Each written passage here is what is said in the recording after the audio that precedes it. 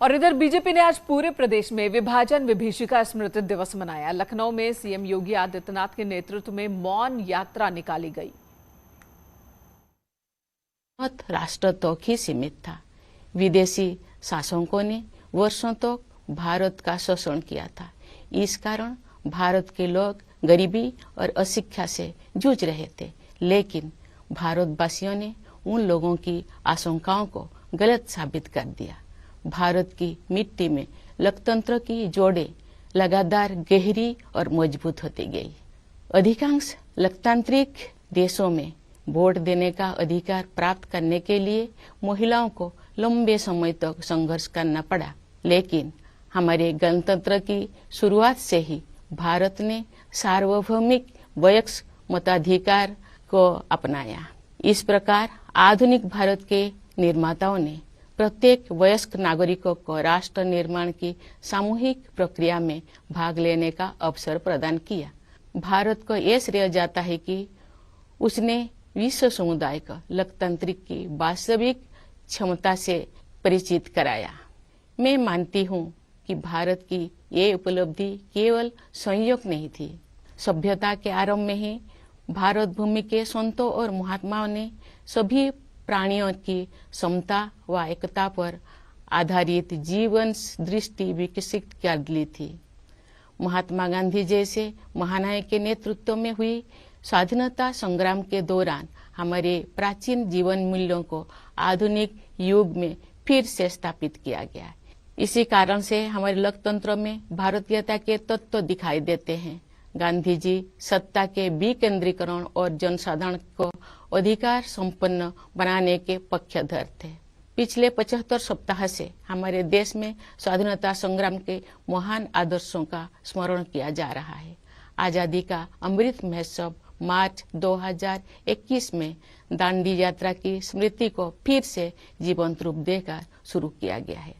उस युगांतरकारी आंदोलन में हमारे संघर्ष को विश्व पटल पर स्थापित किया था।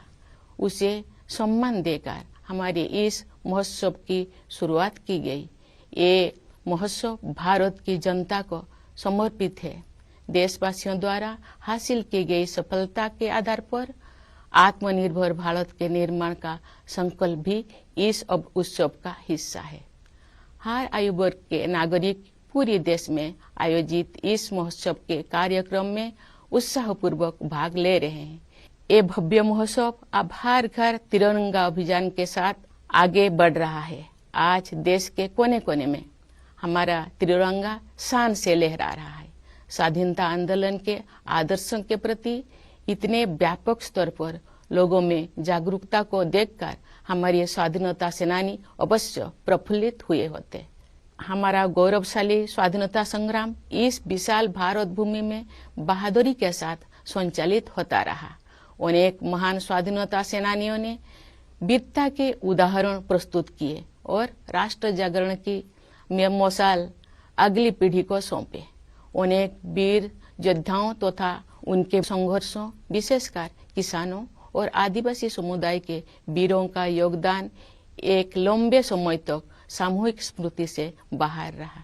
पिछले वर्ष से हर 15 नवंबर को जनजातीय गौरव दिवस के रूप में मनाने का सरकार का निर्णय स्वागत योग्य है। हमारे जनजातीय महानायक केवल स्थानीय या क्षेत्रीय प्रतीक नहीं है, बल्कि ये पूरे देश के लिए प्रेरणा का स्रोत है।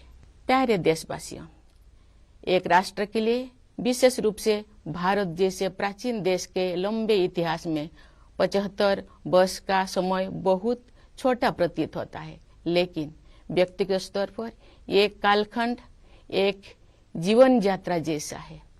हमारे वरिष्ठ नागरिकों ने अपने जीवन काल में अद्भुत परिवर्तन देखे हैं।